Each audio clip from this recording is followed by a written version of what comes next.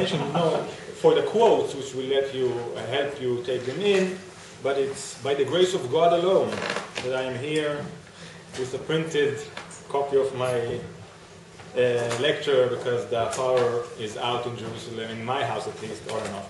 Okay. Now we begin, naturally, at the end.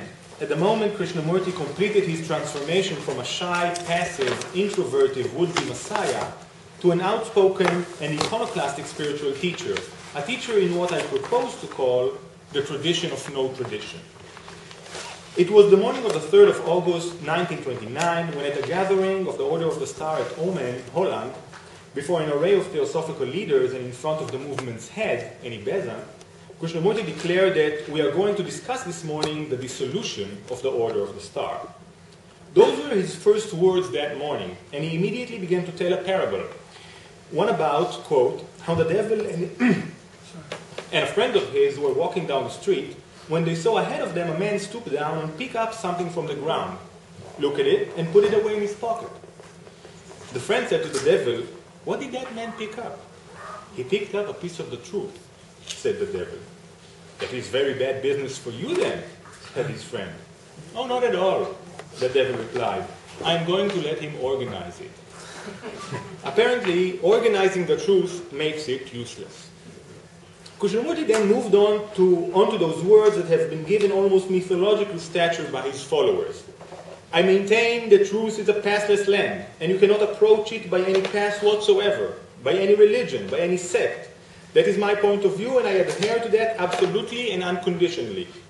Truth, being limitless, unconditioned, unapproachable by any path whatsoever, cannot be organized, nor should any organization be formed to lead or coerce people along any particular path.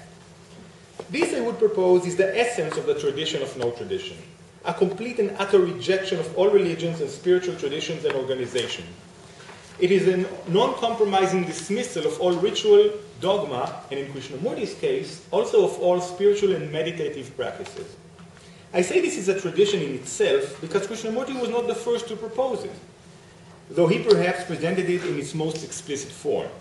As I intend to suggest, the tradition of no tradition has its origins in pietistic Protestantism, first forming in Europe and then immigrating, as it were, to North America, there coming to its full form. Before I will say a few words about that, however, I would like to discuss the path that led Krishnamurti to his famous speech in the dissolution of the Order of the Star. As it is well known, Krishnamurti was discovered by Charles Leadbeater as a child on the shores of Adyar near Madras, Chennai today. An Anglican priest before he became a Theosophist, Leadbeater rose quickly along the Theosophical hierarchy, and despite accusations pertaining to illicit sexual conduct, became Eni Bezan's associate and close confidant. On a spring day in 1909, while heading for an evening swim, he spotted Krishnamurti with his younger brother, Nityananda, and was impressed by his casual body, or aura. A radiant globe of flashing colors was one way he described it. Krishnamurti was taken and groomed by the Theosophical Society to become a vehicle for the next world teacher, a metamorphosis that would entail his being inhabited by Maitreya, the world's future Buddha, according to Buddhist eschatology, and for the Theosophists, the current divine master in charge of humanity's spiritual welfare. The process of preparation for this transformation included, apart from a special diet, in-depth indoctrination in Theosophical lore and meditation practice. While Leadbeater valued the young man for his emptiness, quote, we must not forget that Krishnamurti was raised as a Telugu Vaishnavite Brahmin, and thus until the age of 14, when he was adopted by the Theosophists, was both well-learned and thoroughly practiced in the theology and ritual of his status, pertaining mainly to the rules of caste and purification. In fact, Krishnamurti observed the rules of his caste even after he was in the hands of Leadbeater, and continued to do so until Leadbeater received direct messages from the masters commanding their termination. We know Krishnamurti accepted the existence of the masters, as well as general Theosophical metaphysics, because he portrayed the process leading to his spiritual realization, let's just call it that, as involving a close relationship with them. As early as 1910, the year his At the Feet of the Master was introduced to the members of the Theosophical Society, he was regarded as having an intimate connection with the masters. Now, of course, testimonies of an adolescent totally enveloped by the Theosophical structure can and should be taken cum grano salis. But we cannot easily dismiss Krishnamurti's reports of dialogues with higher beings in later years, while he was still with his brothers and friends at a cottage in Ojai. We know, for example, that on the 5th of October 1922, Krishnamurti informed his brother and others that a great visitor, quote, would be coming to the house that evening. Secluding himself in a room, Krishnamurti was then heard talking to someone not seen by others, promising secrecy and apologizing for his own clumsiness. After some sort of ceremony was conducted, his brother Nityananda and Rosalind Williams entered the room and saw him talking to what appeared to be a number of invisible beings. Even up to 1925, 4 years before his famous abdication speech, Krishnamurti continued to believe he was getting messages from an arcane hierarchy.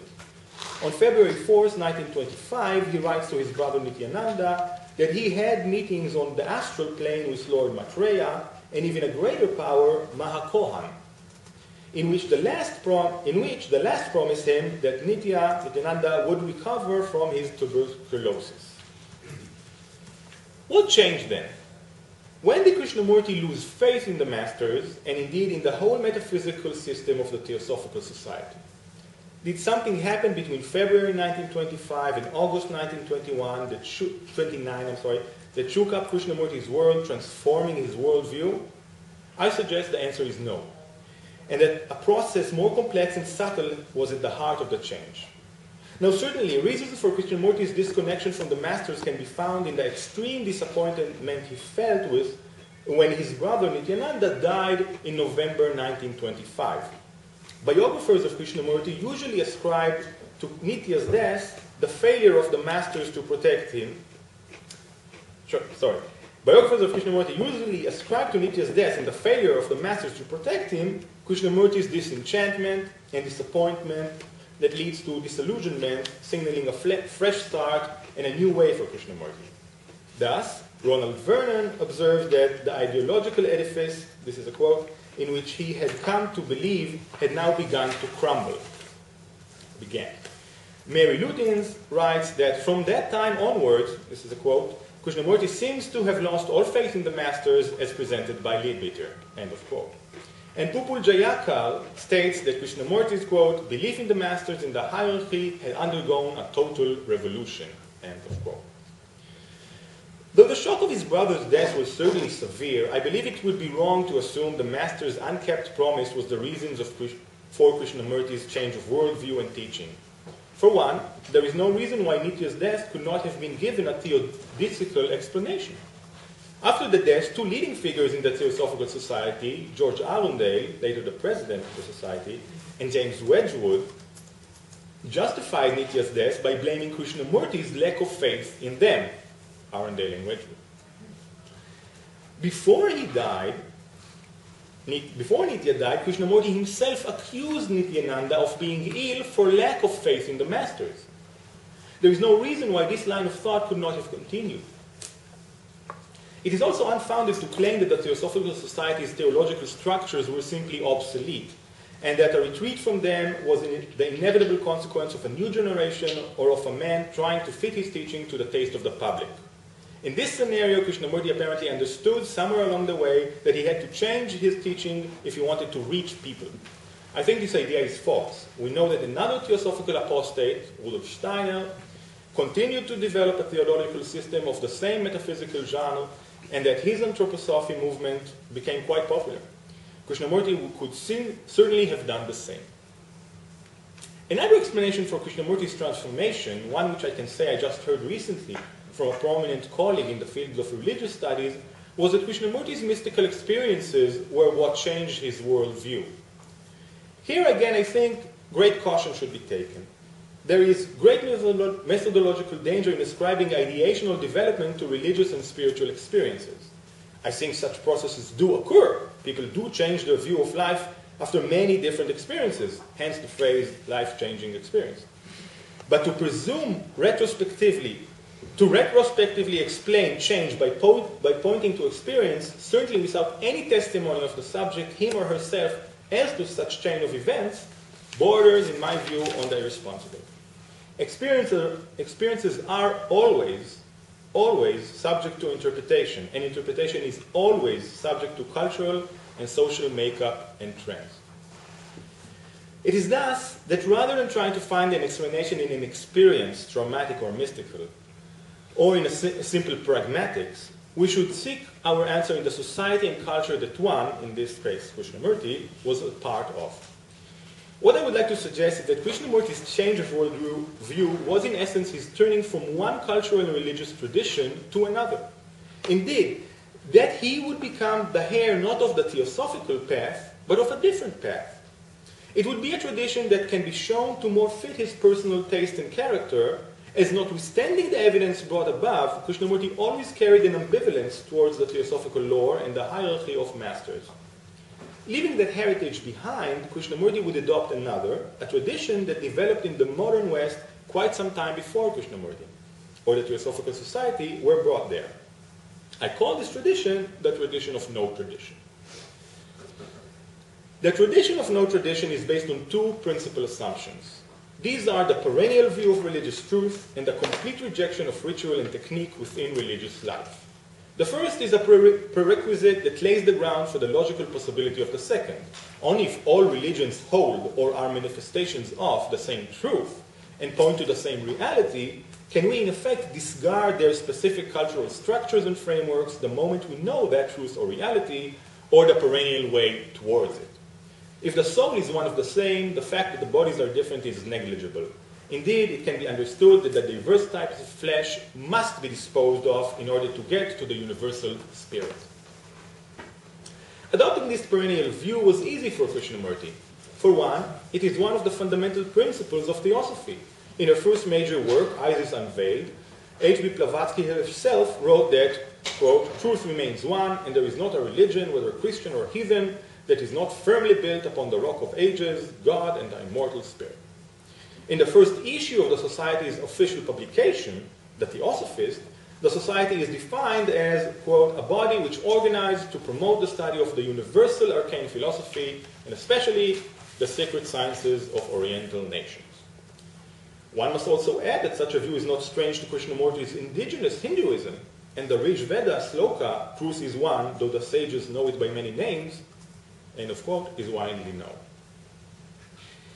But what about the rejection of all ritual and technique? Krishnamurti certainly was not taught this by his Theosophical foster parents. Such an idea, notwithstanding contemporary interpretations of them, is also not found amongst the central schools and denominations of Hindu philosophies and religions. I would like to suggest that Krishnamurti encountered it in the West, and that since it fits certain character traits and tendencies of his, gradually adopted it. While further research is needed in order to identify the exact points of Krishnamurti's contact with such ideas, I would like to briefly present their origins in the West. In any case, having been fully developed long before Krishnamurti's first contact with Western culture, we can presume that they were in the air, so to speak, and that Krishnamurti had not needed to make any real effort in order to get to know these ideas.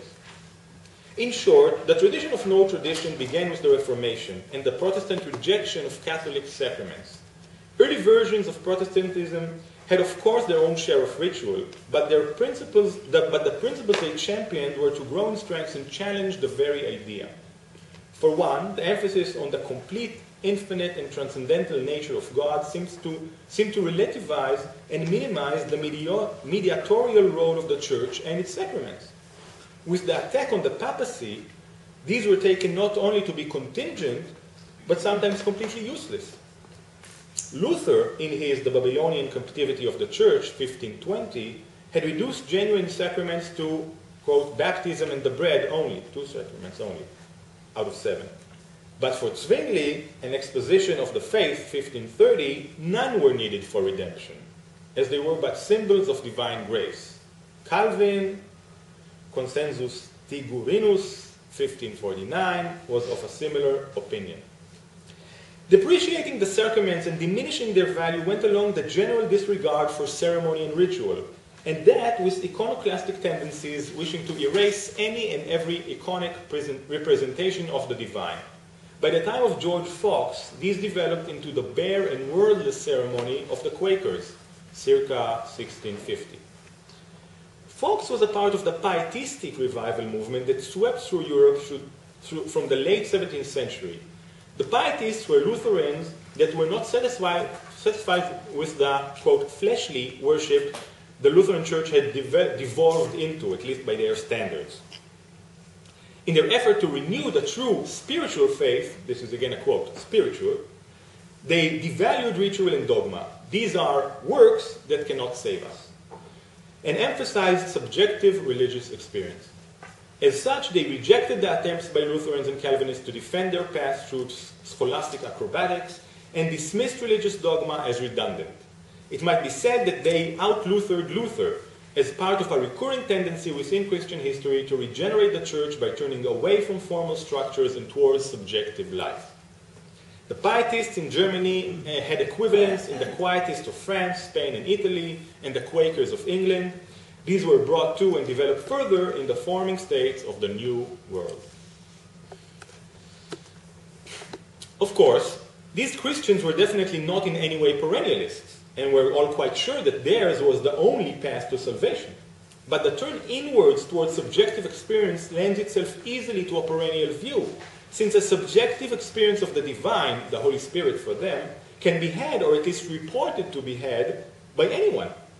If sacraments and dogma do not really matter, why question the authenticity of the spiritual experiences of people of other faith? What was needed for the next step was the undermining of metaphysical truth by 18th century Enlightenment, so that religious dogma would not only be seen as the more superficial part of religion, true in itself but liable to be an obstruction to real spirituality, but as unproven and unprovable peculiar beliefs or even just plain nonsense. It is perhaps not surprising that the last stage of development in the tradition of no tradition was made by a Unitarian minister. Already suspicious of dogma and irrationalism, this Unitarian left his church in search of a purer, less encumbered spiritual life. I have sometimes thought, he wrote, that in order to be a good minister, it was necessary to leave the ministry. The profession is antiquated. In an altered age, we worship in the dead forms of our forefathers. End of quote. This man was Ralph Waldo Emerson, who with some friends, among them Henry David Thoreau, founded in 1836 the Transcendental Club, which might be christened as the womb and birthplace of the tradition of no tradition. 2 years later, Emerson gives his famous Divinity School address in front of the Harvard Divinity School. There he talks about a religious sentiment, one that, quote, lies at the foundation of society and successively creates all forms of worship. All the expressions of these sentiments are sacred and permanent in proportion to their purity. The expressions of this sentiment affect us more than all other compositions. The sentences of the oldest time, which ejaculate this piety, are still fresh and fragrant. This thought dwelled always deepest in the minds of men in the devout and contemplative East, not alone in Palestine, where it reached its purest expression, but in Egypt, in Persia, in India, in China. This religious sentiment is universal. Emerson talks about a sentiment common to all religious expression, different only perhaps in the level of purity, and one that creates all forms of worship. But if so, knowing this sentiment, are the forms of worship still needed? Emerson thinks not. Quote, the Puritans in England and America found in the Christ of the Catholic Church and in the dogmas inherited from Rome scope for their austere piety and their longings for civil freedom. But their creed is passing away, and none arises in its room. We have contrasted the church with the soul. In the soul, then, let redemption be sought. Wherever a man comes, there comes revolution. The old is for slaves. When a man comes, all books are legible, all things transparent, all religions are forms. He is religious. Once you leave your own knowledge of God, your own sentiment, and take secondary knowledge, as St. Paul's, George Fox's, or Swedenborg's, and you get wide from God with every year this secondary form lasts, And if as now, for centuries, that chasm yawns to that breadth, that man can scarcely be convinced there is in them anything divine. Let me admonish you, first of all, go alone. Refuse the good models, even those which are sacred in the imagination of men, and dare to love God without mediator or vile. Friends enough you shall find who will hold up to your emulation, Wesleys and Oberlins, saints and prophets. Thank God for these good men, but say, I am also a man. Imitation cannot go above its model. Yourself, a newborn bard of the Holy Ghost, cast behind you all conformity and acquaint man at first hand with deity. Now, doesn't this sound familiar?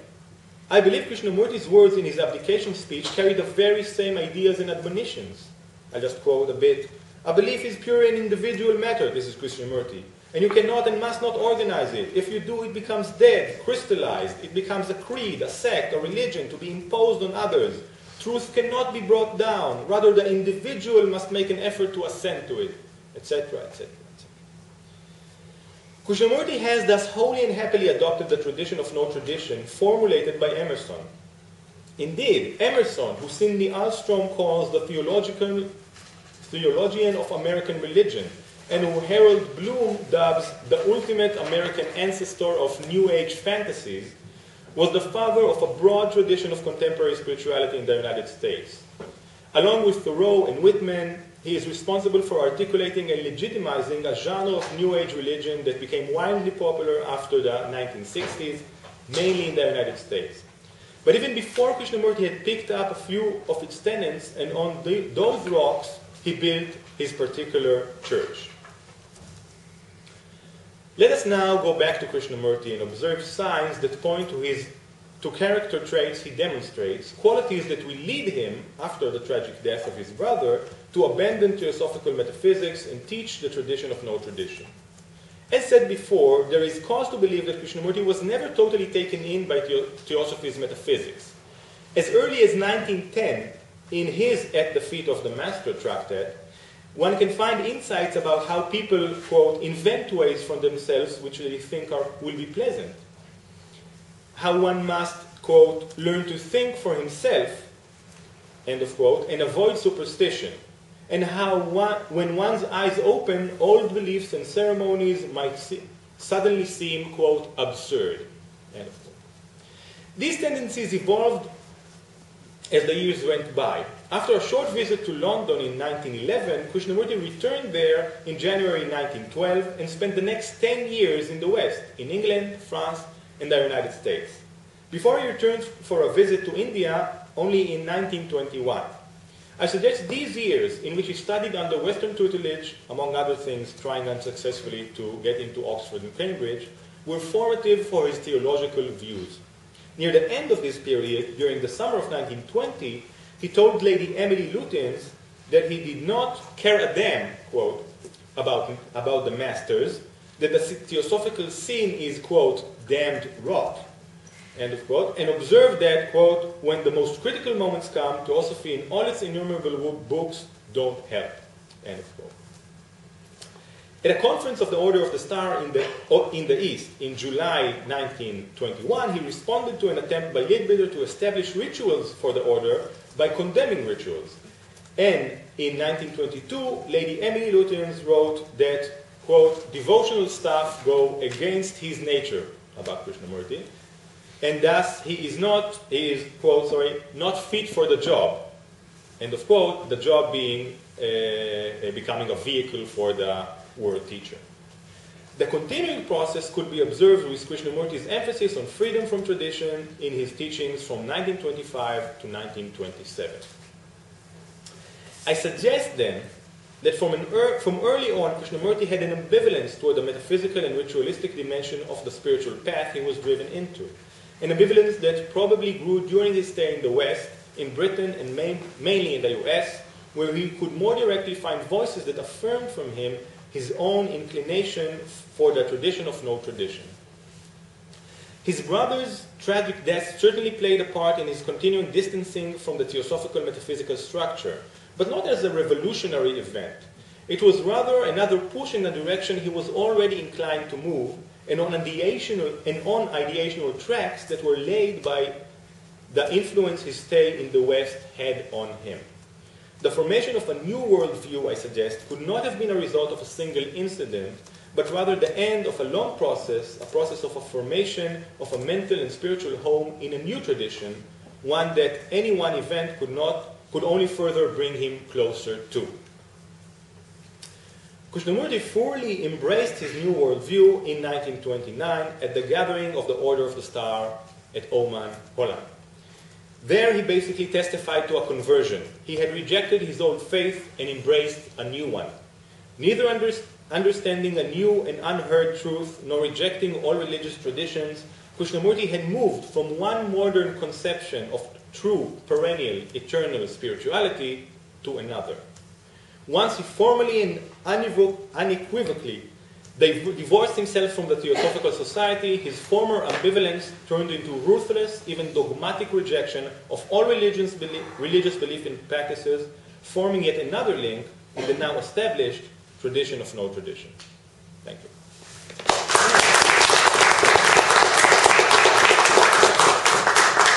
Thank you very much. That leaves us with ample time for questions and comments.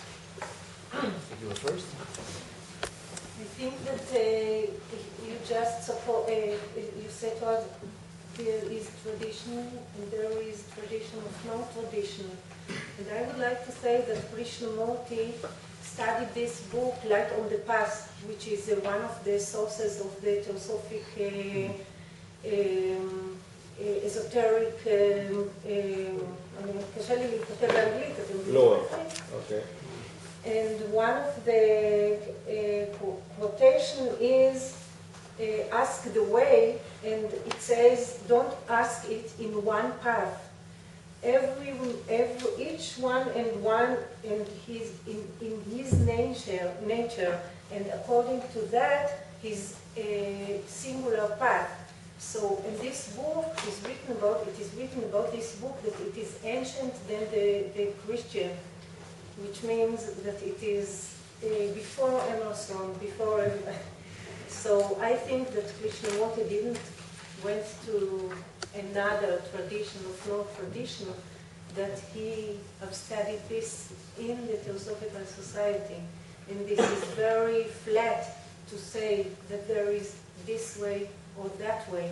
It is much more deeper than what we are saying here, as much as it is flat to say that Blavatsky was not monotheistic.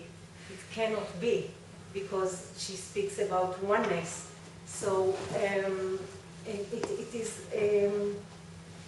I just would like you to answer to this. Yeah, I don't know when this text was written, perhaps 5,000 years ago, but we More than, okay, but in any case, it's pretty clear that Krishnamurti rejected quite a lot of what he learned in the Theosophical Society, and with that, his own leading role as the next world teacher. That he certainly had rejected. So I'm trying to understand what made him throw away all this metaphysical, let's say, structure for Krishnamurti baggage, or even worse, and turn into an iconoclastic and very antinomian, I would say, spiritual teacher. Something happened there. What I was trying to explain is perhaps that there was no any revolution in Krishnamurti's life, simply understanding naturally and quite suddenly that really no path can lead you to truth, but really an appropriation of ideas that were around him in the West. I don't think so much in the Theosophical Society, and then laying that forward and bringing that as his own teachings. But the Theosophical Society teaches that the way is not one. Everybody has his own way, and the light that is going on is his own.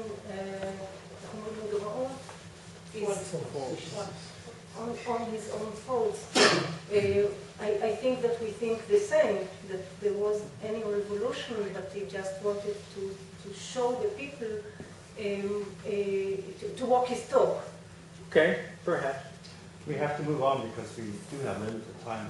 I don't know which order. Mark. I was wondering, in listening to your paper, whether we should perhaps think a little bit about the psychological element in the relationship between Krishnamurti and Leadbeater.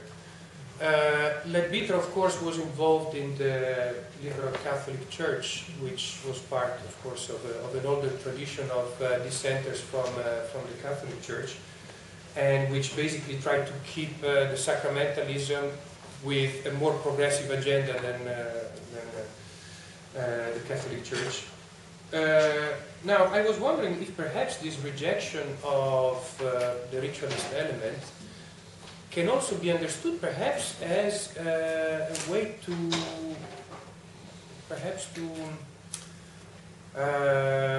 reject also the influence that Leadbeater may have had on him as a kind of he had come at the end of a process, of a psychological process, and this might have been a part, also played a role in this thing. I'm not saying that it was perhaps the key factor or the main element, but that perhaps the relationship between Leadbeater and Krishnamurti still has to be perhaps explored in depth, and some issues perhaps are still not clarified. And, well, definitely. I mean, I think definitely there was some element of mutiny there, of rejection of his longtime teacher. We know Krishnamurti and Leadbeater had a few frictional moments long before 1929. There was tension between them. But again, I don't want to just put it as a rejection of Leadbeater's influence and dogma, but as an adoption for Krishnamurti of something of ideas that he found, that ideas that made sense to him in the West, and not from the Theosophical Society. So Krishnamurti was not only rejecting everything, but he was laying a new path. And this new path was not his own invention, but, as I was trying to say, a tradition of itself, a tradition, etc. So can I add just something to this, just as a footnote? I think there is also a more esoteric dimension to the tradition you were mentioning of Protestantism, and I'm thinking about Christian theosophy, for instance. Authors like Kartzhausen, Franz von Baader, Saint-Martin, of which there is a revival precisely at the end of the 19th century, also with authors close to the Theosophical Society. So, and there you have the idea of an interiorization of the church, for instance, with the rejection of all ritualism, that perhaps might be theoretically closer, being esoteric, than the kind of Protestant currents you were mentioning. I know, the Protestant currents, of course, led non-conformist. I mean, there of course, were not there when Krishnamurti was in the West. These are the foundations of these ideas, and I assume they also influenced Christian theosophy, which I don't know enough about to speak about. But certainly, I mean, it's a good avenue to take to check if Krishnamurti had run into these circles. Okay, I have a look at my list. I think you are quite right in indicating the area of the 19th century which might be important for Krishnamurti.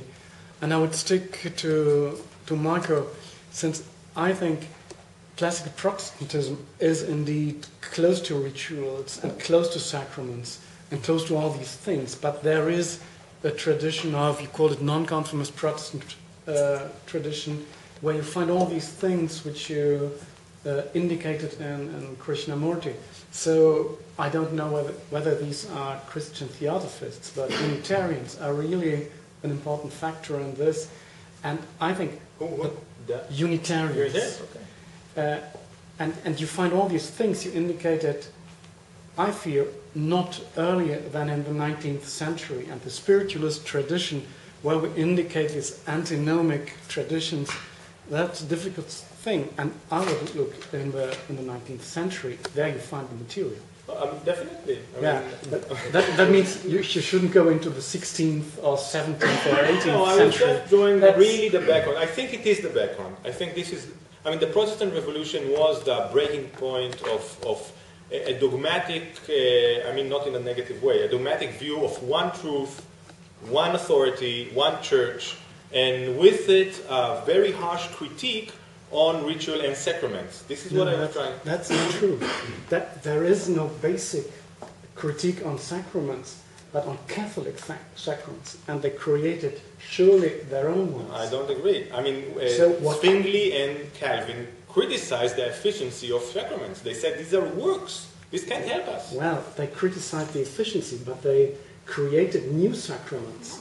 If you go to Geneva or to Zurich, there are really great sacramental things. So this is the beginning. This is the beginning of a break that will avalanche and turn snowball into an idea much more strict and iconoclastic.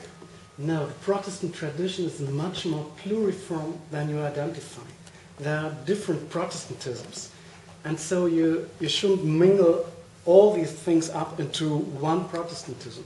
These, what we call non-conformist Protestant traditions, they are very special. They're an own tradition. And they knew their differences concerning the so-called great churches.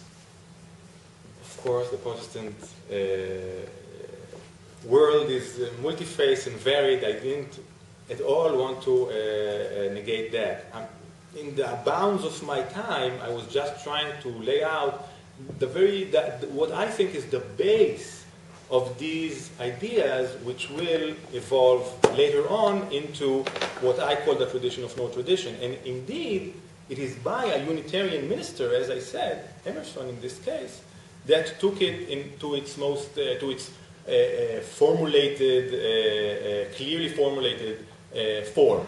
Yes, but I was just, again, I think it is important to notice the very point of break in the, again, dogmatic structure of a one authority in church with its sacraments that have holy and eternal value. Okay. We might discuss it later. You will just have to agree to disagree. Just a short remark. First of all, in regard to what Marco was saying before, one has to bear in mind, although Beer-Sheva was the person who identified Krishnamurti, he wasn't really in touch with him after he was taken to England, and basically was not that involved with his education for many years. So I wouldn't say that Krishnamurti had a kind of a psychological issue with literature. In general, but rather with Annie Besant, if at all, she was the person that should be discussed in a psychological discussion regarding Krishnamurti's complexes. But what I would like to say, Tomer, first of all, thanks for this incredible talk, but when I was reading Krishnamurti, and I believe that I have read everything that he wrote that's in print, in his Theosophical years and also naturally from later years, and I was asking myself the same question, exactly what happened there, okay? The gap between these all high experiences that you narrated so beautifully, of Krishnamurti getting into a real trance, talking and communicating with higher beings. The gap between that and between his 1929 dissolution of the order side of the East in the East is really outstanding. And